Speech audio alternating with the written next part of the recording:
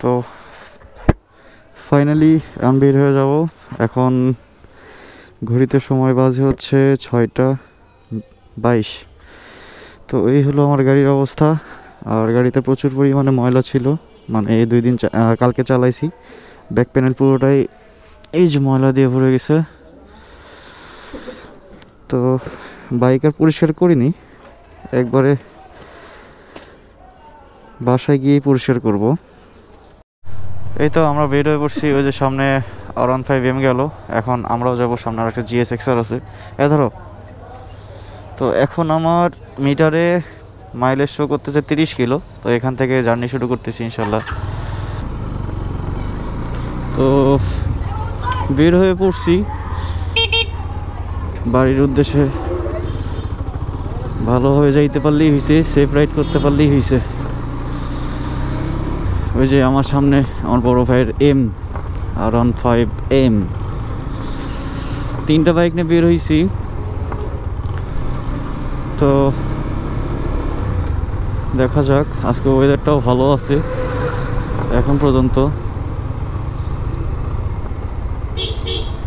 এখন শুধু একটা জিনিস মাথায় রাখতে হবে যে আমাদেরকে ভাইয়াকে ফলো করতে হবে, ভাইয়াকে করা যাবে না, ওভারটেক করা যাবে না, আর সেফলি রাইড করতে হবে। যদিও লং জার্নি একটা, সব কিছু মাথায় রাখতে হবে, সেফটি ফার্স্ট। তো এখন আসি হচ্ছে এটা বোট বাজারের আগে, এই আসতে। তো আবার সামনে R15M, সরি R1M না। তো মানুষের যে একটা চাপ, যে ভিড়, এবার এটা লক্ষ্য করা যাচ্ছে ভালোই। কারণ এই সাইড দিয়ে সব যাত্রী শুধু যাওয়ার জন্য অপেক্ষায়, কিন্তু কেউ যাচ্ছে বাসে, বা কেউ যাচ্ছে হচ্ছে পিক আপে, বা কেউ যাচ্ছে হলো ট্রাকে, যেটা আসলেও উচিত নয়। এই যে জিক্সারটা আমার সামনে, তো আগে যাওয়াটা ঠিক হচ্ছে না, কারণ ভাইয়া সিনিয়র পারসনকে আগে যাইতে দেওয়া উচিত। আর ওই যে দেখতে পাচ্ছেন ট্রাকে করে মানুষ যাতায়াত করতেছে, আসলে এটা একটা রিস্ক, এটা আসলে না করাই বেটার। জ্যামে জীবনটা শেষ করলো। বের হওয়ার পর থেকে বাইক টাইম 5 গিয়ারে কখনো তুলতে পারলাম না, একটু পরপর গিয়ার শিফটিং করতে হচ্ছে।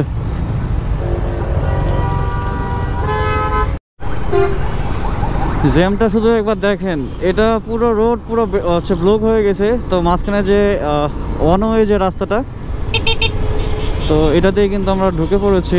তাছাড়া ওই জ্যামের ভিতরে থাকলে আসলে আজকে আর বাড়িতে যাওয়া হবে না। তো এখন আসি হচ্ছে বোট বাজার। তখন ওটা বোট বাজার ছিল না, ওটা কি যেন নাম বলে, এটা ছিল, যাই হোক।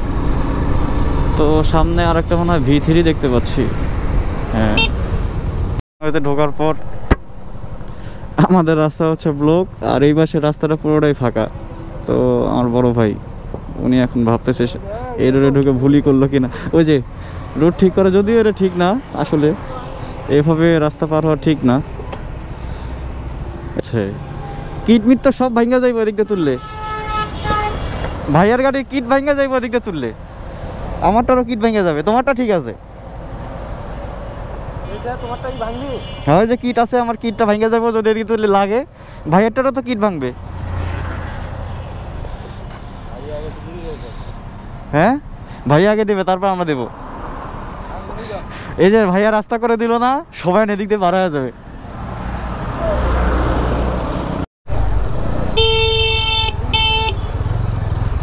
একবার অবস্থাটা দেখেন, কি একটা অবস্থা, এত জ্যাম। এই তখন থেকে জ্যামে পড়ছি, এখন পর্যন্ত জ্যাম শেষ হয় না। আর এইদিকে মানুষজন তো আমি যাই না এরা কিভাবে আছে এই গরমের ভিতরে, এত কষ্ট করে আসলে যাওয়া এদের কেমন, এদের দেখে আমারই কষ্ট লাগতেছে, সত্যি কথা যেটা। কারণ প্রচুর গরম ভাই।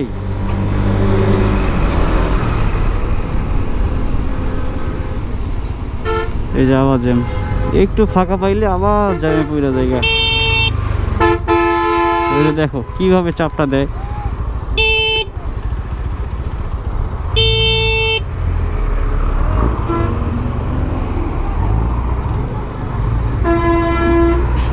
বের হয়ে যেতে পারলে বাসি।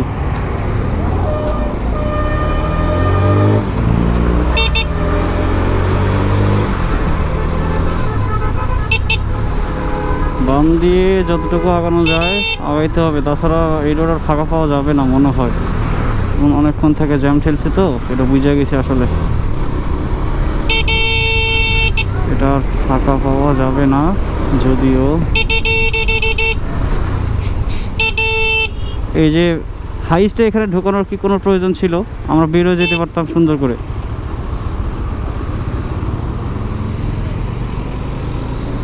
হাইস থাকবে ডানে, হাইস কেন বামে?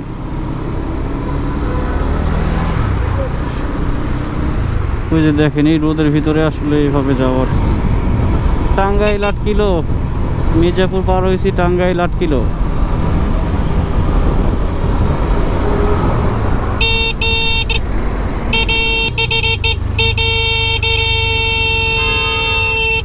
ওই যে শাহরুখ খান দৌড়াইতেছে, কেডা? শাহরুখ খান দৌড়াইতেছে, মনে হয় গাড়ি মিস করছে আসলে। এদিকে আবার এক বাইকারের বাইক ফালাই দিছে।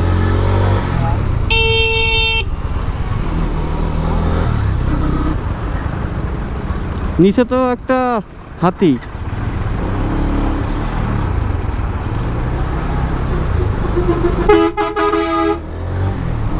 বের হতে পারলে বাঁচি।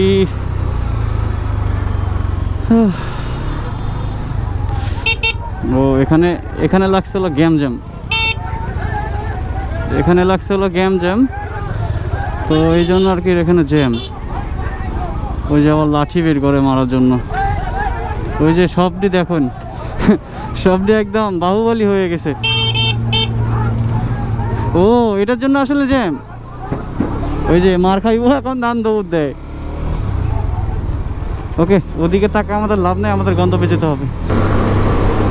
ও ভিতরে কড়া টান টানতেছে, শুধু আমার ব্রেকিং পিরিয়ড চলতেছে জন্য আমি টানতে পারতেছি না। আমি বলছি না যে ভিতরির সাথে আমার এই জিপিএক্স যেমন পারে, বিষয়টা এমন না, কিন্তু এর সাথে রেস দেওয়ার মতো উপযুক্ত জিপিএক্স যেমন এর টর্কের জন্য। টর্ক স্পিড আলহামদুলিল্লাহ খুবই ভালো। আচ্ছা, প্রথমত ব্রেক দিব হচ্ছে, দেখি যমুনা সেতুর আগে যদি পসিবল হয় তাহলে আগে, আর না হলে যদি যমুনা সেতুর পরে পসিবল হয় তাহলে যমুনা সেতুর পরে ব্রেকটা দেওয়ার চেষ্টা করব। এখন পর্যন্ত একবারও ব্রেক দেই নাই, আর এখন ব্রেক দেওয়া যাবে না, কারণ হঠাৎ করে জ্যাম লেগে গেলে আবার সমস্যা। যমুনা সেতু আগে পার হয়ে নেই।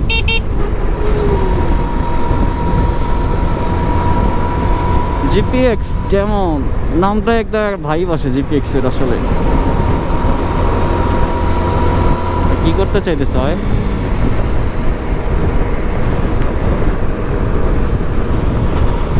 যাক, ওয়েদারটা এতক্ষণে একটু গরমটা, রোদটা কমলো, এতক্ষণ অনেক রোদ ছিল।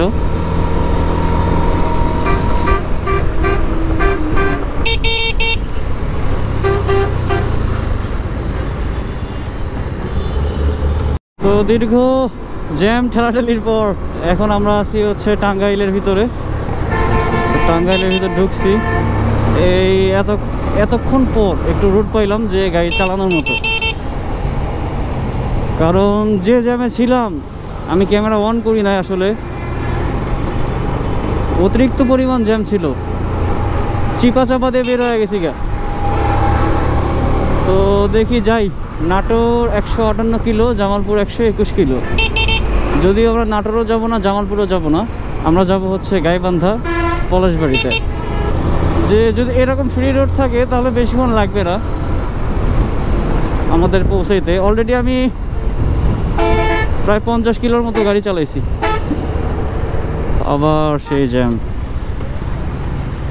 ওই দেখেন নিচে আরো অবস্থা দেখছেন, একজন আল্লাহ গরমে সিদ্ধ হচ্ছে।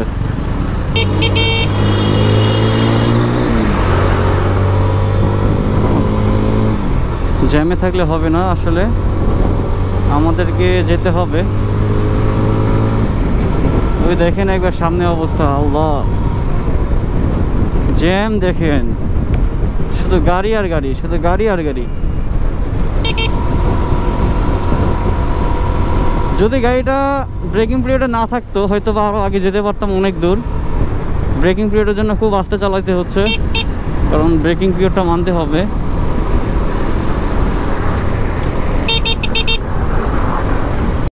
এটা কোন জায়গা আসলে জানি না, কিন্তু এই জায়গাতে মানে এই যে এই পাশে কোন জায়গায় যেন দেখলাম একটা কি যেন, খুব ভালো লাগলো আসলে, ফ্লাইওভার থেকে দেখলাম তো খুব ভালো লাগলো। রংপুরে এখনো 223 কিলো। ওকে, এই যে এদিকে এদিকে এটা যে কিসের ফ্যাক্টরি আসলে এটা তো জানি না, অনেক বড় বিশাল এরিয়া জুড়ে আছে। ওই যে ওদিকে সব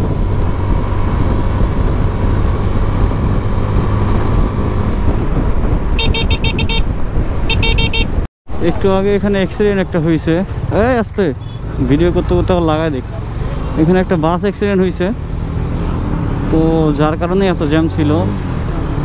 আসলে ওই যে বলছিলাম সেফ রাইড করতে হবে, রাত জাগা অনেক ড্রাইভার আছে বুঝছেন, যারা মনে করেন যে হঠাৎ করে চোখ লাগা যায়, যার কারণে পিছন থেকে মাইরা দেয়। যাক, যমুনা সেতুরও 37 কিলোমিটার, মোটামুটি মানে কাছাকাছি এসে গেছে বলা যায়। 37 কিলোমিটার আহামরি বেশি দূর না। তো এখন আসি হচ্ছে যমুনা সেতুর আগে, মানে ব্রিজের আগে। এখানে অল বাইকার রেস দিচ্ছে একটা, তো ভাবলাম আমরাও একটা রেস দিয়ে দিই। সবাই যেহেতু রেস দিচ্ছে, আর রোডের তো অবস্থা একদম ভালো না। দেখি একটু ঠান্ডা কিছু খাওয়া যায় কিনা। তো আমাদের কি যাত্রা বিরতি শেষ সাজিদ?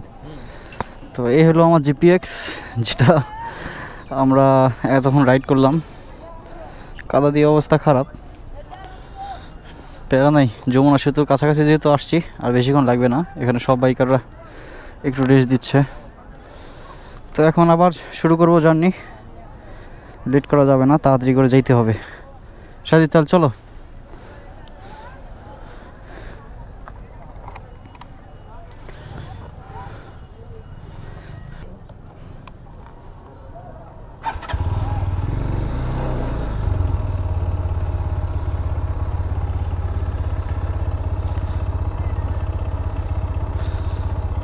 ওঠো।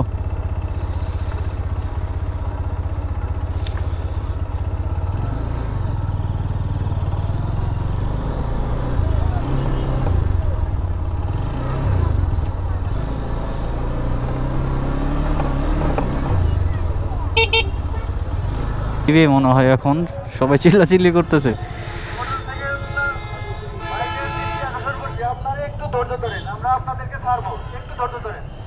তাহলে পানির ব্যবস্থা করে দেন, ধৈর্য ধরতে কয়। হ্যাঁ, এই যে যমুনা সেতুই আসে নাই, যমুনা সেতুই আসেনি এখন। কোথায় ওরা? ওই জানি বলতে পারে না, মরছে এগুলা বাবা। ব্লক চলতেছে মানে তুমি জানো না? এই দেখি টোল দিই এখন, টাকা ফালাই দিছে পিছনে। এই যে এই পাশে পড়ছে, এই পাশে এই যে এই পাশে দুইটা, এই যে দুইটা। হ্যাঁ, খুলে দেন।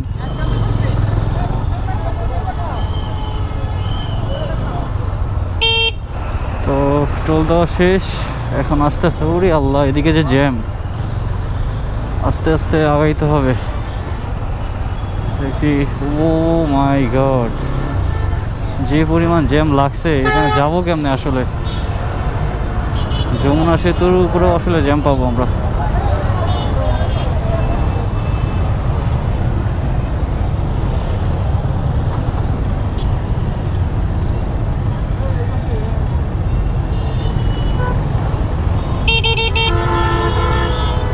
এখন আছি যমুনা সেতুতে, আর যমুনা সেতুর উপর যে জ্যাম দেখেন। তো আমরা বাইকরা যারা আছি, তাদের আসলে এই দেশে কোনো মানে মানগুণ বা সম্মান বলতে কিচ্ছু নাই। কারণ এই যে বাসের সাথে আমাদেরকে যে একটা লেন করে দিছে, মানে লেন করে নাই তো, মানে বাসের লেনে আমাদেরকে দিছে। তারা পারতো এর আগের বার যে লেন করে দিয়েছিল মোটরসাইকেলের জন্য, তাদের মধ্যে একটা লেন করে দিতে এই সাইড দিয়ে, কিন্তু তারা সেটা করে নাই। যদি একটা লেন থাকতো, এক এক করে সব মোটরসাইকেল মানে বার হইতে পারতো, কিন্তু এখন তো সেটা হচ্ছে না। সব একবারে জড়াখিস্তি হয়ে আছে এই রোদের মধ্যে। এই রোদের মধ্যে আসলে সবারই অবস্থা। তো অবশেষে ছাড়া পাইছি। এখন যমুনা সেতু, ওই যে বলতে বলতে আবার জ্যাম। ভাই এই দেশ নিয়ে প্রশংসা করার মতো কিচ্ছু নাই, প্রশংসা করতে গেলে সেটা বিপরীত হয়ে যায়। শুধু থেকে জ্যাম ঠেলা ঠেলা পার হয়ে আসছি, ওই বৃষ্টি পড়ে, আমার ক্যামেরা ভিজে যাইব, আমার আগে স্লো করতে হইব। এখন আসি হচ্ছে বগুড়া। ওই যমুনার পরে আর ক্যামেরা ওপেন করা হয়নি, কারণ বৃষ্টি আসছিল, বৃষ্টির কারণে ক্যামেরাটা ওপেন করতে পারিনি। এটা হচ্ছে বগুড়া বাগপাড়া শহীদ দানুসউদ্দিন স্কুল অ্যান্ড কলেজের সামনে। একটা ব্রেক দিছিলাম, একটু খাওয়ান দাওয়ান করলাম কিছু। আর এই তো আমার ডেমনের অবস্থা খুব বাজে, কাদা দিয়ে অবস্থা খারাপ। গিয়ে ওয়াশ করে আবার ডেমনটাকে আবার সাজাইতে হবে নতুন করে। একটা জিনিস লক্ষ্য করলাম যে এই যে দেখতেছেন না ময়লা, এগুলো কিন্তু সব আখের ছাল বা খোসা বলা যায়। হ্যাঁ, মানুষজন এমনি বৈশা খাইতেছে আর মনে করেন যে ফালাইতেছে পুরো রাস্তা। ওই যে দেখেন ফালায়, পুরো রাস্তাটা এই অবস্থা। ও, এখানে জ্যাম লাগার মূল উদ্দেশ্য তাহলে এই বাস ছিল। শিট ম্যান, এই দেখেন পুরো রাস্তা একদম মাখাই লেইছে শুধু আখের খোসা। কি বলবো ভাই, রাস্তাটা পুরো শেষ।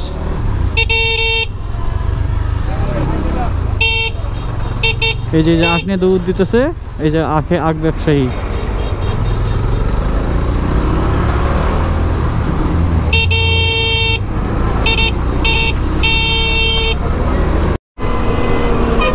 বগুড়া পার হওয়ার পর প্রচন্ড পরিমাণ ট্রাফিক।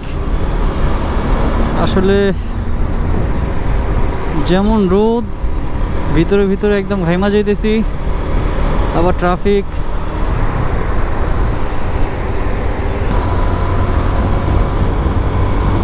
তো এই যে মাঝে মাঝে পিঠগুলা তেমন আহামরি বড় না, কিন্তু বাইকে প্রেশার পড়ে। আজকে আমার ডেমনটা কেনার পরে প্রথম লং জার্নি, আর এখন একটু বাইকের স্পিডটা বাড়াচ্ছি, কারণ এইভাবে 60-70 চালায় আসলে দেখলাম যেটা কোনো লাভ নাই। এই হাইওয়েতে মিনিমাম 80-র ওপর মানে বাইকের স্পিড থাকতে হবে, তাহলে মোটামুটি খুব আগায় যাওয়া যাইব। বগুড়ার উপর দিয়ে এখন যাচ্ছি, এরপরে মনে হয় মোকামতলা পার হইলেই মোটামুটি গোবিন্দগঞ্জ। আর গোবিন্দগঞ্জ আসলে তো আর অল্প একটু। গোবিন্দগঞ্জেও এক ছোটো ভাই আছে, ওকে ফোন দিইনি অবশ্য, আসলে সময় পাইনি। ওর নামও অয়ন ছেলেটা আসলে ভালো।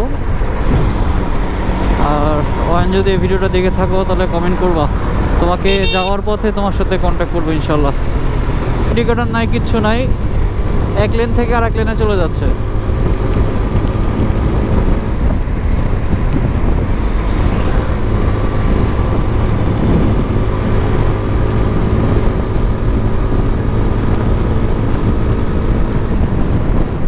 নিজের এলাকার শান্তিটাই অন্যরকম, আর নিজের এলাকার বাতাসটাও মনে হয় অন্যরকম একটা শান্তির বাতাস। কতদিন পরে সবুজের সমারোহ দেখলাম।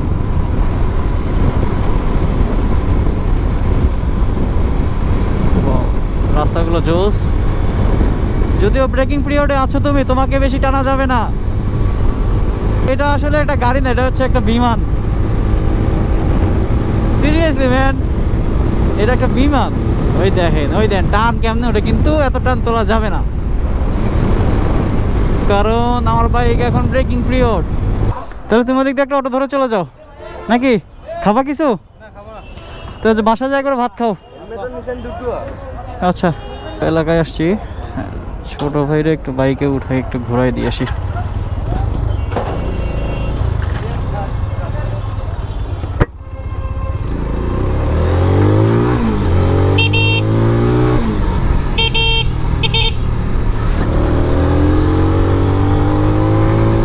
এলাকার মধ্যে ঘোরার একটা মজাই আলাদা।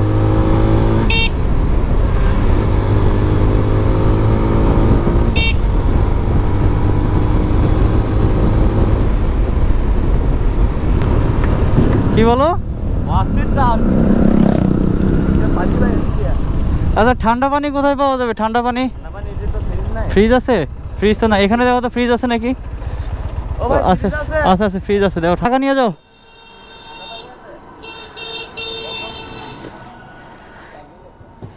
এ ধরো টাকা নাও, 1 লিটার লাগবে না, হাফ লিটার নাও। হ্যাঁ, সাথে দেখা করে চলে আসছি এখন ধাপেরহাট, আর এরপরে পীরগঞ্জ। তো আজকের ভিডিওটা আমি এই পর্যন্ত শেষ করছি। দেখা হবে পরবর্তী আবার কোনো এক ভিডিওতে। আমার পেজ যদি ফলো না করে থাকেন ফলো করে দেন, লাইক করেন আর শেয়ার করে দেন।